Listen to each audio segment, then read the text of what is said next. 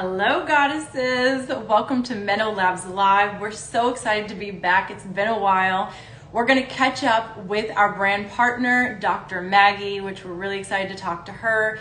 And we want to make sure that we can make it available to our community to arm themselves with the tools that can help make this the best peri era ever. As always, this session should not be considered medical advice and is being provided for information purposes only. It is not intended to substitute professional medical advice, diagnosis, or treatment. So excited, I see a lot of people coming on. Please consult with your healthcare provider should you have any questions or concerns.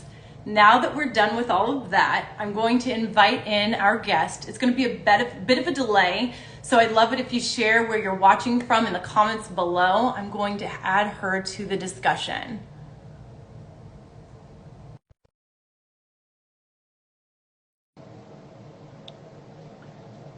Let's see, she should be joining in a second. There you are. Hi, Dr. Maggie. Hi, Natasha. So good to be back on here with you. My name is Natasha and I'm the community manager for MenoLabs. As I shared, this is Dr. Maggie and she is our brand partner. She's a naturopathic doctor and we love her. Welcome back. I know it's been a while. What are you drinking today? Oh, it's so good to see you, Natasha. I have my jasmine green tea, which I just love in the morning. So nice. Oh my gosh, I have a huge glass of cucumber water. I went a little crazy, but it's amazing and I love it, so I'm going with it. For the promo today, I'm really excited. We are doing 20% off of any 2 or more items in your cart at MenoLabs.com. So it's any 2 or more items and you'll get 20% off using the code PeriEra20. So you'll go to MenoLabs.com hopefully after the show and it will go until Friday at midnight. So with all of that said, are you guys familiar with Jen Latch? I'm kind of addicted. I love her. I follow her on Instagram and TikTok. She's a midlife creator that's really big on making aging cool. I love her perspective on topics from talking to her family to loving her face as it ages. And she usually frames things by how she wishes she knew something at 20, which is her daughter's age, instead of 45.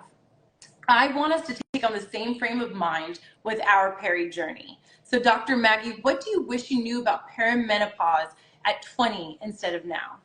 Well, a few things, actually. I wish I knew that perimenopause was an actual thing, that there was a decade often time leading up to menopause where you just don't feel like yourself. And it's not just life happening to you, it's truly because your hormones are starting to fluctuate. And I didn't even learn that really so much in medical school. It wasn't until I started practicing and had all these women come to see me saying they did not feel like themselves. Yeah. And it's actually due to fluctuating and changing hormone levels. And there's things you can do about it to feel really good and thrive during this time. I also wish I knew how critical sleep was. When I was 20, sleep was like a waste of time. I mean, I needed to sleep, obviously, but to me, it was like I was so negative about it.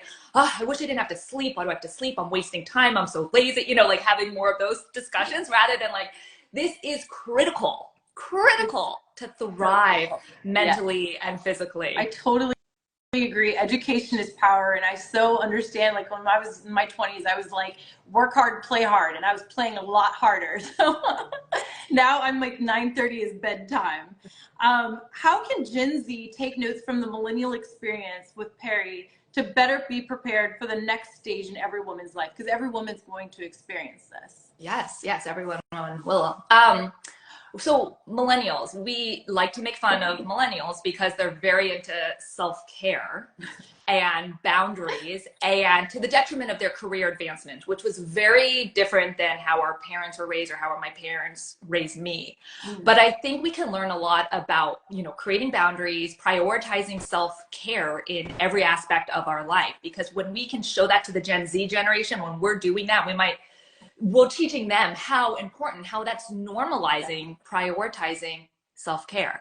That's a really critical part of going through perimenopause is taking care of your emotional well-being, prioritizing self-care, self-growth. It helps to regulate our nervous system so we can really better thrive during this time. So I hope Gen Z sees that as not like a strange thing, but just like a very normal thing, self-care. And sometimes that's the hardest part, like even just taking off for the weekend and just not doing anything. Like that's something that I struggle with, is just not doing anything, and taking time for myself is a part of that. The self-care comes in when you're doing that. So it's essential, and our kids are watching us and they're learning from us. That's a really good point. I mean, for so many of us, work is Yes. easier than relaxing, but the hard work is what's rewarded. We need to shift that and start rewarding relaxation time. Like I have a very hard time watching a movie, like it's a struggle, you know, to sit on the couch and watch family movie night. Like I just want to be doing something. You're still working on your phone. Yeah. I mean, I have to put it away, but I think we need to start honoring and, you know, celebrating doing nothing, right? Yeah. Relaxing, not working. For so many of us type A's, that needs to be celebrated, not the hard work. That's easy for us, right? And someone in the comments also said without apology, without feeling bad about it. So I love that too. Good point. How can women reframe getting older? I mean, I think this is such an opportunity for us to write our own script. If we need to reframe it, it's because someone else has made the narrative of what it means to get older, and we don't have to live that narrative. And starting right now, we can shift that. So I think this is a time when we can really celebrate getting to focus on our own self-acceptance, self-growth, learning, boundaries, really truly follow our own path, spend time with the people we want to spend time with, pursue the things we want to pursue. I mean, it's this incredible time because we have all our life experience already. And hopefully we come to a point where some of the obligations we have towards, you know, if we have children, our children, or we're more advanced in our work, where we have more time. This is a time when, you know, people could probably really look forward to reaching this point, because as women, we are so torn and we have so much expected and demanded of us. So this is a time when we can really focus on our own self. I love that. We need to break the taboo about talking about perimenopause. How can women start the conversation about perimenopause with their mother, their aunt, their grandmother, and their sisters? Since those are the women that, you know, they're going to be able to listen to and talk to about their experience and maybe see what could be mirroring on their side. How early should these discussions start? I mean, there's no too early. Honestly, like talk to your toddler, talk to your grandchildren about it, normalize it. That's how we normalize it. For so long, perimenopause has been very taboo. We can break that, as uncomfortable as it may be on our end, because it's not normal to us yet. We just have to start doing, like asking, talking, inquiring, getting to hear what their experiences are like, sharing with our children what perimenopause is like. The more we talk about it, the more we normalize it, and we break down those taboos of a topic not being talked about. Yeah, because a lot of the kids are learning about puberty, so it's nice for them, since they don't continue that education at school. Parents, mothers, sharing what perimenopause, those next steps are going to be. Totally, and a lot of them go through it at the same time, puberty and that's me right now. Like, you can bond over that. Yeah, it's my eldest and myself, and it's pretty interesting, the dynamics. What should women share about their perimenopause experience with their family, close loved ones, or colleagues? This is the one that I added on because it is something that needs to be talked about at the workplace. I think it's really important to share how you're feeling, and you know how it's affecting you, you know, and you don't have to get into details depending on who you're talking to. Yeah. You can leave it as simple as like, I am not feeling myself these days. You can't explain, you know, how if it's affecting my ability to be efficient or calm. You know, you're simply just not feeling like yourself these days. It's because, you know, acknowledging, because you understand where it's coming from. So like, it's because of perimenopause, or maybe that term doesn't mean much to whoever you're talking to. It's because my hormones are changing. Yes. And I'm taking proactive steps to feel better. I think that's good. I think depending on who you're talking to, you can also say what you could use. Like, I'm taking proactive steps to feel better, but in the meantime, I could use a little support. I could use things taken off my plate. Definitely. I could use a little support. I could use some patience. You don't have to divulge too much, except to say maybe generally how you're feeling, what is going on, and that you're taking proactive steps to feel better, and the help you need, what support you could use during that time. As we all know, many doctors aren't trained in supporting women during perimenopause. What questions should someone ask the doctor during their appointments to ensure they're getting the support they need? I think we need to ask our doctors and healthcare practitioners if they feel comfortable supporting us through perimenopause. Because there is a lack of training, and I think you'll just get a lot of information from that. There can be very well-intentioned, excellent doctors who are not familiar with perimenopause and the unique needs of women going through that. So I think just asking if you're comfortable, and then if they're not, there's the North American Menopause Society. Yeah. They're all trained menopause practitioners. I'm one of them. We go through special training to support women during this time. So asking if someone is comfortable supporting you. It's not unusual. Yeah. Most people don't receive that training, but every doctor should, because perimenopause affects every body part. Neurology, neurological, cardiovascular.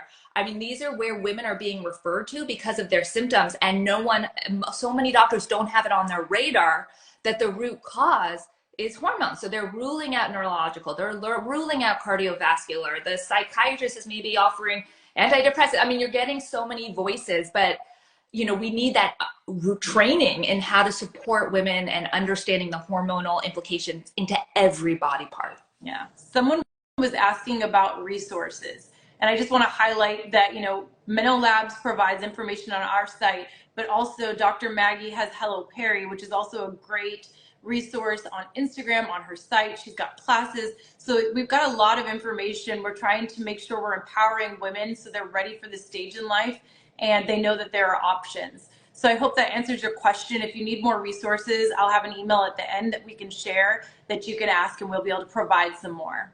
Now that we've worked through the conversation you'll have in midlife, I want to get into the symptoms, starting with skin. What skin changes can women experience during perimenopause? So as our estrogen levels fluctuate and overall decline, it does affect the production of collagen and elastin. So not surprising, we're going to notice a few more fine lines, wrinkles, maybe even a little bit more sagging. So these are like kind of the expected changes that can happen. But there's other changes too that are less known. And that is because of the hormonal changes, you can have more itchy skin, more irritated skin. You might be more prone to like rashes and hives. And some women even report like a crawling sensation on their skin. So these are also not uncommon, and relatively common symptoms that women may experience at some point during their perimenopause journey. And I've seen, like, when in our community, at least on MenoLife, which is a Facebook group that we have, some women have said they start getting so itchy that they don't know how to control it or stop it. Like, what can help? That's common, and it can be scary, and because you don't know what's causing it. But if it's due to the hormones, then avoiding the really hot showers and hot baths. Oatmeal compress, it can be really soothing. So stuffing like a organic cotton sock with oatmeal and putting it in like just cooler water or even lukewarm water and like pressing. Like the itchy, this is a really common area where women feel that itchiness. Interesting. So like just applying that oatmeal compress can be very soothing. And then a nice moisturizer that can trap in the moisture on that outer skin layer can be helpful.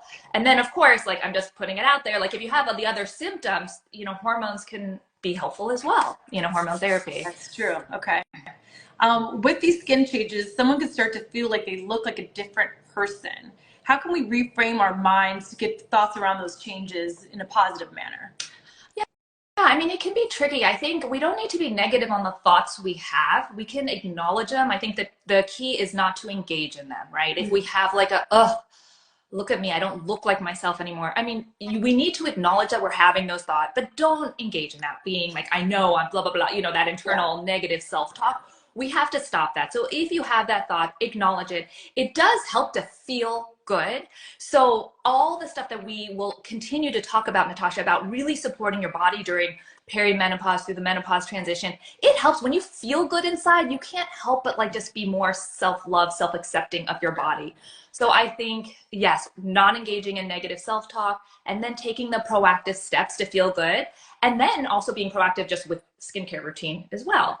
So, just to know you're doing everything, but ultimately when you feel good, it does show on the outside. Yeah. A skincare question then, is exfoliation necessary in midlife? I mean, I don't think it's a critical part of aging. I personally don't. I don't know. It's not something that I think needs to be in like your top 4 things. Sure, you can do it and you can experiment to see how it's helping you. Like there's the things you put on topically, there's the brushes. I don't think it's a critical part for the perimenopausal skin. It may be a peripheral, like explore, see how it works for you, but it's not in the same like top 4 of like a good moisturizer, maybe a retinoid, a sunscreen, you know, something like that. I love it. Nutrition can affect many of the symptoms in perimenopause. Is breakfast necessary to start the day? And if so, what should women be eating? So I don't think anyone should unintentionally skip breakfast, meaning they wake up, they're so busy, and at 10, 11, they realize how hungry they are and didn't eat breakfast. Like, I don't support that. I think be intentional and listen to your body. So if you're not feeling 100%, like if you're fatigued or anxious or having a hard time focusing, I think and you're not eating breakfast, that might be something to explore including.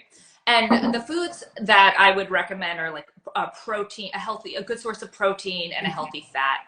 I mean, those are really good for keeping our blood sugar stable. I think you don't have to have breakfast. I think you need to see how you feel. So I think that's another thing. When I was 20, I thought we had to eat breakfast. And if I skipped it, I was, oh my God, what am I doing to my blood sugar? What am I doing to my brain? I'm not going to be able to think. I'm going to be dizzy. I mean, these were the talks that people were having, but some people do quite well without breakfast and kind of getting into that, you know, metabolic flexibility, burning fat for fuel and using that as, you know, your source of energy for a little bit. So I think we need to tune out some of the noise sometimes and check in with our body and see how we're feeling, and maybe explore. If you're not eating breakfast, try eating it, see how you feel, and trust that. I love that. I love that. We all know we need to stay active in midlife, and strength training is important. The weighted vest has gotten really popular on social media. What are your thoughts on this fitness accessory? I had to show that I have it. Oh my God. I've given into it, and I just want to see your perspective on it and what you think. Oh my God, I want but it's okay. I don't have one. Shame it. I'm totally into it. Listen, I think that we really do need to be intentional about supporting our bone health and muscle health as we go through perimenopause. And a weighted vest does add that resistance, that little extra weight that can support our bones and muscles. So I'm into it. Like you know, I think it's a nice tool to have fun, explore it. Anything we can do to further support our musculoskeletal system, it's a very important part to pay attention to during this transition. Yeah. We know that exercise can help with sleep, but what helps when women wake up at 3 a.m. and can't get back to sleep? I see this over and over in our comment section in our Facebook group, and I'm just like, I don't know what can help. I don't know, besides, you know, exercising, staying active, going to bed early. I don't know what's a good tool. So I'd love to hear what you think. So I would say, if you're waking up at 3, which is so common, is there something waking you up? Just ask yourself, because sometimes women have to use the restroom. So if that is the case, being mindful, I mean, this sounds obvious, but sometimes it's nice to be told, like just being mindful how much fluids you're consuming right before bed can be helpful. You don't need to go thirsty, but maybe you don't need to pour that big glass of, you know, chamomile tea if you're, you know, having to wake up to go to the bathroom. If that's accompanied by like vaginal dryness or increased urinary tract infections, sometimes a local vaginal estrogen can help strengthen that wall so you don't have that urge to urinate. So that's if there's that urination piece, which is pretty common during perimenopause and menopause. And then the other thing that is so important, well, 2 things. One is our nervous system regulation. Like when we need to be in a state of that parasympathetic rest and digest, like a very relaxed state when we go to bed. Like we need to clear the mental chatter from our brain, anything we're ruminating, past conversations, our to-do list, like we have to clear that out. So it really is important to create a ritual for yourself that divides your day into night. And I like to dim the lights because that helps get our nervous system ready. Like, so turn off the overhead lights, turn on, you know, lamps or even candles. Put away your electronics. I cannot tell you how important that is. I know it's so common just to get into bed and scroll, but it is not good for you. So being really intentional about putting that away, and you know, either taking like an Epsom salt bath or, you know, bath or shower, journaling, reading, meditating, getting your nervous system in a state where it knows it's going to sleep is really important. And then lastly, you don't want to go to bed like too hungry or too full. Yes. really. So sometimes, I mean, generally I recommend, hey, after your last meal, go 3 hours, before bedtime without eating. That seems to be the best for our metabolic health and for sleep and healthy digestion. But at the same time, if you're going to bed hungry, you can have a cortisol spike when you're really hungry and your blood sugar is dropping, and that can wake you up. So if you need to try experimenting with having a little protein or a little fat before bed, that might be worth doing just to have that little satiety, signal in the body. I think we talked about this during the run through, just because some people might be curious, like what kind of a snack would you say is good to have before bed, 3 hours before bed, if you are having a light, healthy snack? Yeah, I mean, you could have, depending, you can have a nut butter, some nuts, a hard-boiled egg, some turkey Yeah. slices.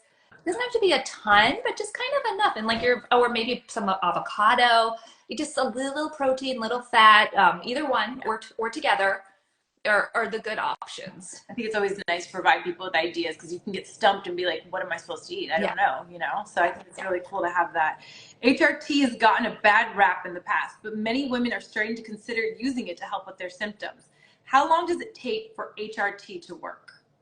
So I have seen it work very quickly in my practice. So like by, 2 weeks, usually, or sometimes even sooner. Like really, I do see it can work quickly.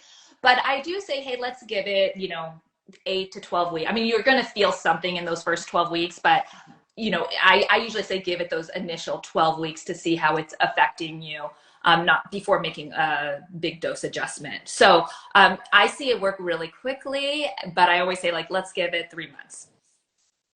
Let's see, I'm seeing somebody says, Accidental Cougar says, I always have my bedtime snack. Cashews or half a Cliff Bar has been helpful. Thank you for sharing that. Yeah, thank you. Yeah, that can be helpful. Some people don't think about that, but that nutrition right before bed. I never thought it can be a game changer for them. Yeah, it's really interesting. Women can notice many changes during perimenopause, but hormone tests don't always reflect any changes. Why is this not adding up, and how can women still get support from their doctor during this stage of peri? Yeah, this can be so frustrating. Mm-hmm. Yeah, because I see all the time women come in saying, my doctor says my hormones are normal, I'm not in peri. Yeah. Okay, they dismiss them and say you're good. You're good. It's something else, but we don't know what it is. Yeah. You're like, thank you. So here's the deal with perimenopause. It's a clinical diagnosis. It's clinical, meaning it's based on your symptoms, not on a lab test. That's it. So lab tests can be helpful because some of your peri symptoms can mimic other symptoms, right? So if you're really tired, of course, we want to make sure your thyroid's, balanced. That's an easy blood test. Yeah. You're not anemic. You don't have vitamin D deficiency. These are why blood tests are important. But when you're still menstruating, your hormones fluctuate a lot during cycles, during month to month.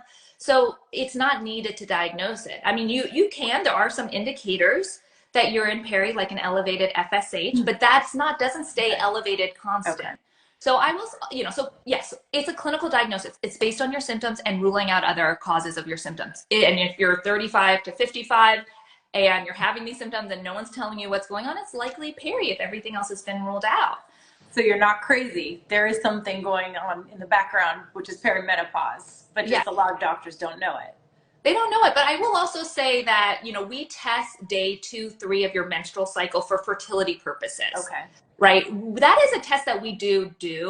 And that's because if your FSH is high during that time of your cycle, that could indicate poor egg quality and that you're getting closer to perimenopause. So you can kind of do it reversely. And for people who do want to know or just get a baseline, I do typically recommend that second or third day of your cycle, you can get a blood test, you can get some information. There are clues. Like I said, that FSH, there's something called anti-Müllerian hormone that tends to decline. But ultimately, and I think the main point here is that it's truly based on your symptoms and your experience. I love that. I want to just tell everybody, I forgot to share that you should have your pen and paper ready. Dr. Maggie drops all of this great knowledge like she just shared. I didn't even know this. So I want to make sure you know that there's going to be a replay available on YouTube. So stay tuned for that. I'd like to invite you guys to ask questions in the comment section. We're going to go through community questions in a second. I do want to remind everybody about the promotion. Buy any 2 items on MenoLabs.com. And that goes until Friday at midnight. Put any 2 items in your cart and you'll get 20% off using the promo code PERIERA20. So just 2 items in your cart until Friday at midnight at MenoLabs.com. So to start off, I have 2 community questions from our Facebook group, MenoLife, if you'd like to join. And I'll start with, I'm constipated and nothing is working. What can help? Okay, well, it really does help to get more information when it comes to constipation. So I'm going to give you some questions that if you're experiencing constipation, which is super common during peri, that you can ask yourself. So first, what are you eating? So typically, if we're eating the typical highly, standard American diet that's highly processed and not a lot of fiber, that can contribute to constipation. There's certain foods that for some people can be constipating, like dairy for some people can be constipating. Or if you're eating a lot of, like I said, the processed foods can be, not giving you the nutrients. So it's what you're eating, it's when you're eating as well. So,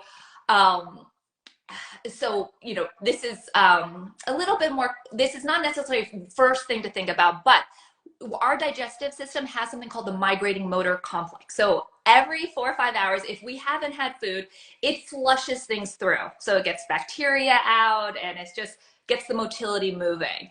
So, not sometimes snacking way too much can inhibit that natural migrating motor complex. So being mindful.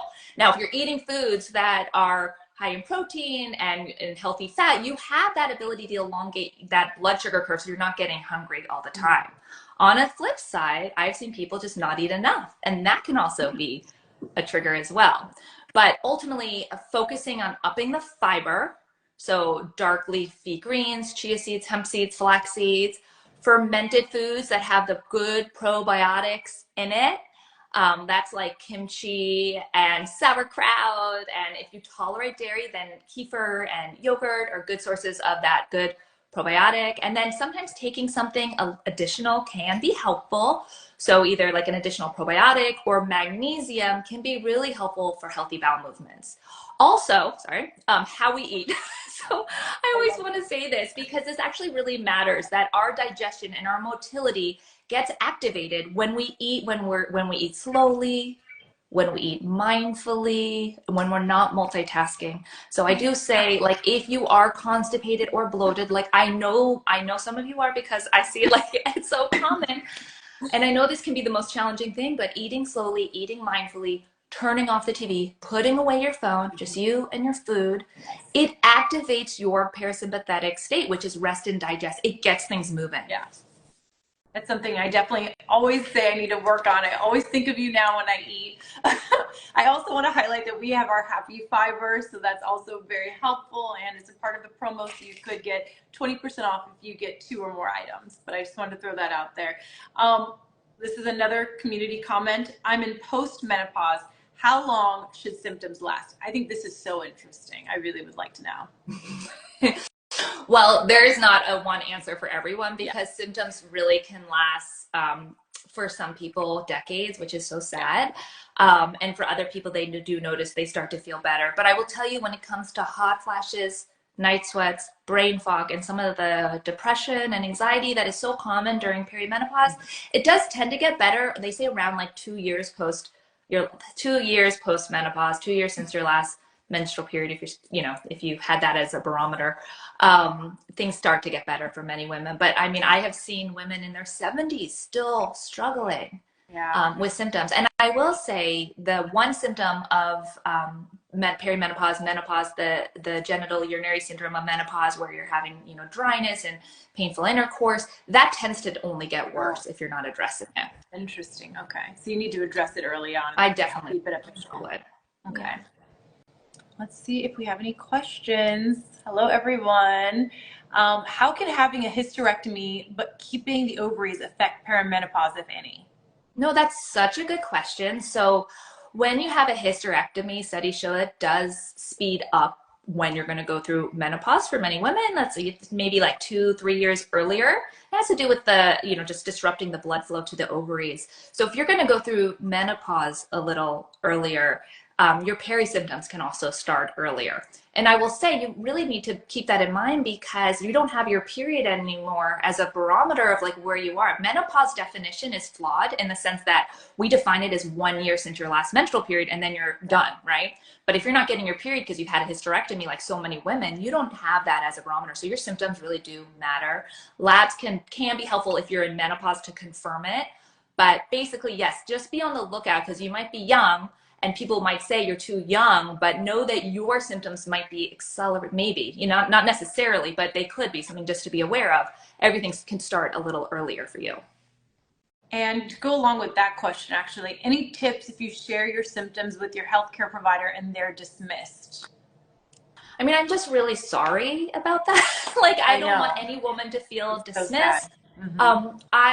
I do try to help people how to talk to their doctors, keeping in mind that doctors have egos and, you know, could be triggered like their own psychology. So, you know, but ultimately, gosh, you know, you may need to find another doctor. Second opinion is really necessary. No, you should not be dismissed. And it's so common. It's like my passion for educating because it can be really, really damaging and hurtful to be dismissed by your healthcare practitioner when you're suffering and to be told, you know, that you shouldn't be, or this is normal. Yeah. No, like that is a red flag. Find someone else. There are people out there. Definitely. And that's why we keep sharing. Menopause Society has a resource where you can go on and find a specialist, a menopause specialist in your area. So it's really great. I've used it and it worked for me. Rachel, I want to share, she said, I'm having the discussion with my 16-year-old because it wasn't discussed with me. And I love that. I've shared with my 13 and 11-year-olds. They all know. They're preaching to everyone now. So I love it. And I think that's all of it we're going to cover for today. Thank you guys all for joining. I want to repeat the deal for today. It is buy any 2 or more items from MenoLabs.com.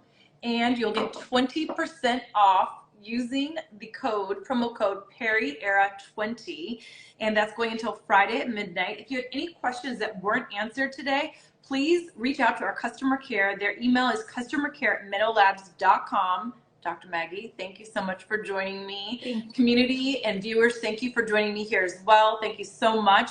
I'd love it to close out if you would answer the question in the comments below. What will help make this your peri era?